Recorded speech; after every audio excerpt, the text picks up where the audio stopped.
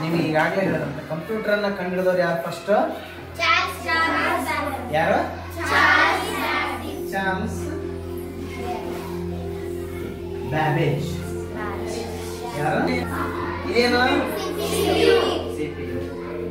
ಇದೇನು? ಇದೇನು? ಮಾನಿಟರ್. ಹೌದಾ? ಹಾಗೆ ಒಂದು ಪ್ಲಗ್ಗಿಗೆ ಇದಕ್ಕೆ ಪವರ್ ಸಪ್ಲೈ ಬರುತ್ತೆ.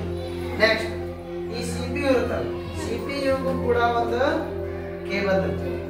ಹೌದಾ? ಇದಕ್ಕೂ ಪವರ್ ಬೇಕಲ್ಲ, ಈ ಪವರ್ ಕೇಬಲ್ ಕೂಡ ಇಲ್ಲಿ ಇರ್ತದೆ. ಕ್ಲಿಕ್ ಹಾಕಿ ಇಲ್ಲ ಏನು ಮಾಡ್ತೀವಿ, ಹಾಕ ಎರಡಕ್ಕೂ ಪವರ್ ಕನೆಕ್ಟ್ ಆತಲ್ಲ. ಈಗ ಇದಕ್ಕೂ ಕನೆಕ್ಟ್ ಆಯ್ತು, ಇದಕ್ಕೂ ಕನೆಕ್ಟ್. ಈಗ ಬಟನ್ಗಳನ್ನ ಸ್ವಿಚ್ಗಳನ್ನ ಆನ್ ಮಾಡೋಣ. ಇವತ್ತು ಬಟನ್ ಸ್ಮೂತ್ ಆಗಿ ಹ್ಯಾಂಡಲ್ ಮಾಡಬೇಕು. ಇದು ಪವರ್ ಸಪ್ಲೈ ಕೇಬಲ್ ಸಿಪಿಯು. ಒಂದು ಇಲ್ಲಿ ಎರಡು ಸಣ್ಣ ಪ್ಲಗ್ ಒಂದು ಅದಕ್ಕೆ ಒಂದು ಸಾಕೆಟ್ ಇರುತ್ತೆ, ಅದಕ್ಕೆ ಒಂದು ಕೀಬೋರ್ಡ್ ಇರುತ್ತೆ.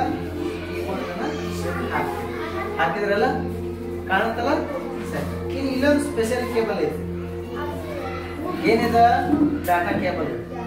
ಏನಿದ? ಅಂದ್ರ ಇಲ್ಲಿ ಏನು ಪ್ರೊಸೆಸ್ ಆಗಿರುತ್ತಲ್ಲ, ಇದೆಲ್ಲ ಈ ಕೇಬಲ್ ಮೂಲಕ ಹೋಗಿ ಎಲ್ಲಿ ಕನೆಕ್ಟ್ ಆಗಿರುತ್ತ? ಇದ್ರಾಗ ಹೋಗಿ ನಿನಗ ಡಿಸ್ಪ್ಲೇ ಔಟ್ಪುಟ್ ಆಗುತ್ತೆ. ಬರ್ದಾಯ್ತಾ? ಈ ತರ ಕೇಬಲ್ಸ್ಗಳನ್ನ ಜಾಯಿನ್ ಮಾಡಬೇಕು. ಬರ್ದಾಯ್ತಾ?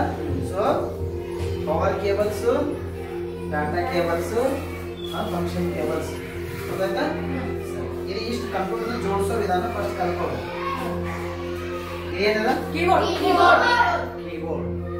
ಒಳಗ ಬಹಳಷ್ಟು ಇರ್ತಾವ.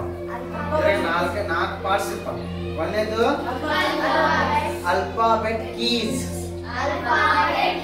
ಅಂದ್ರ ABCD ಗಳು ಏನದ ನೋಡಿ, ಅಲ್ಫಾಬೆಟ್ ಕೀಸ್ ಅಂತ ಹೇಳ್ತಾರೆ. ಎರಡನೇದು ನ್ಯೂಮೆರಿಕ್ ಕೀಸ್, ಅದಕ್ಕೆ ನ್ಯೂಮೆರಿಕ್ ಕೀಸ್ ಅಂತ ಕರೀತಾರೆ. ಏನ?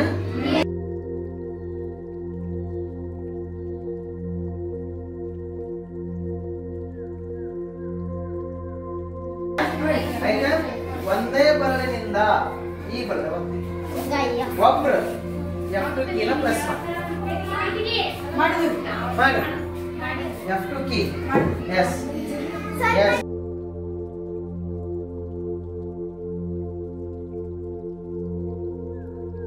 ಮಾಡಿದೆ. ಒಂದ್ 2-3 ಸಲ ಮಾಡ್ಬೇಕಾದ್ರೆ ಕ್ಲಿಕ್ ಮಾಡಿ ಇಲ್ಲಿ ನೋಡಿ, ಎರಡು ಬಟನ್ ಫಸ್ಟ್ ಈ ಬಟನ್